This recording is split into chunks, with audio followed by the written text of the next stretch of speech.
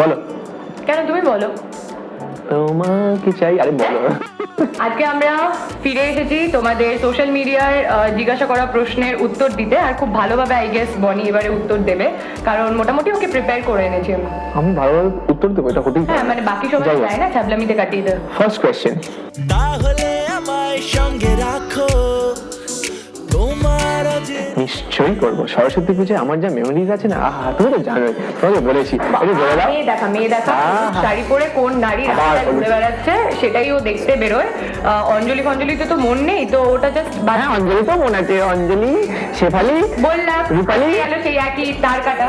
তার কথা কেন? আরে ছেলেদের এটা অভ্যেস যে সরস্বতী পুজোর দিন সকালবেলা চানটা করে নেয়, একটু ফ্রেশ, একটু পারফিউম মেখে নেয়, দিয়ে বেরিয়ে পড়ে এরকম একটা ব্যাপার থাকে। তো এটা ছোটবেলায় ছিল, এখন বড় হয়ে গেছি, ভালো হয়ে গেছি, কাজ করছি, কাজের ওপর মনে আছে, তাই জন্য জয় মা সরস্বতী বলে বেরিয়ে পড়ি।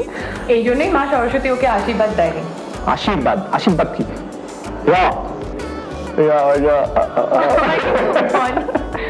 আচ্ছা, তোমার প্ল্যানটা বলো, তুমি কি করো সরস্বতী পুজো?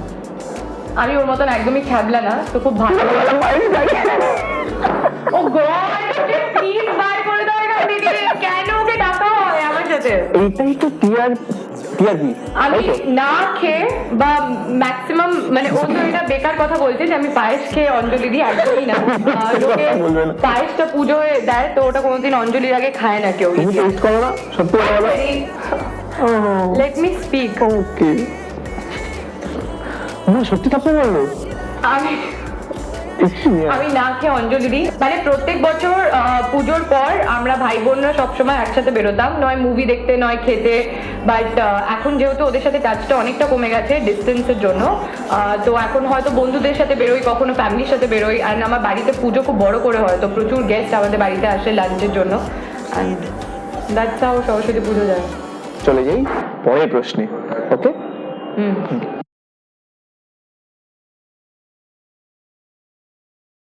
আমি বলছি উত্তরটা, রয়্যাল থেকে 1 প্লেট চিকেন বিরিয়ানি খেতে হবে।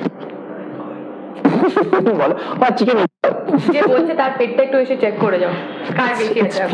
এনিওয়েজ, যদি তোমাকে সত্যি beautiful, thank you for the compliment. And fit থাকতে গেলে আমি এটাই, বিউটিফুল কি করে হয় I don't know myself, মানে তুমি সত্যি খুব বিউটিফুল। সিরিয়াসলি, মানে beautiful I think God gifted হয়, মা বাবার থেকে সৌন্দর্য আসে। 100%। And thank you mummy and বাবি আমাকে বিউটিফুল করার জন্য। অ্যান্ড যদি ফিটের কথা বলো তো ডেফিনেটলি একটা রেস্ট্রিক্টেড রুটিন ফলো করে চলতে হয় সবাইকে। Eat healthy, stay healthy and stay fit.